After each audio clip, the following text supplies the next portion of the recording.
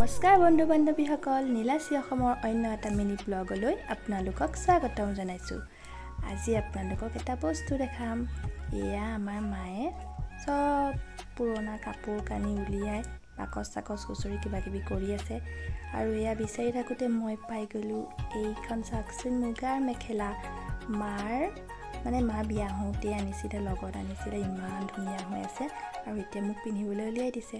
আৰু এইযোৰ চাক, পিংক কালাৰ কাপোৰযোৰ ইমান মৰম লাগিছে। আগৰ দিনৰ কাপোৰবোৰ ইমান ধুনীয়া কালাৰ কম্বিনেশ্যন, বহুত ভাল লাগিছে। আৰু এইখন মেখেলা আৰু এইখন হৈছে চাদৰ। চাক, ইমান ধুনীয়া হৈ আছে। আগৰ দিনৰ কাপোৰ, কালাৰ সৈতে ইমান ভাল লাগিছে। ভাবিছোঁ আপোনালোকক দেখাওঁ। আৰু এতিয়া বেলেগ এটা বস্তুলৈ আপোনালোকক দেখাবলৈ লৈছোঁ। এয়া চাওকচোন, আগৰ দিনৰ এটকীয়া নোট। এয়া 2 টকীয়া নোট, এটকীয়া নোট। এয়া দেখি পেলাই ইমান ভাল লাগিছে। আগৰ দিনবোৰৰ কথা মনত পৰি গৈছে। আপোনালোকৰ হাতত বাৰু আছে নেকি এনেকুৱা নোট? দেখাবচোন বা কমেণ্টত জনাব দেই। Bye bye.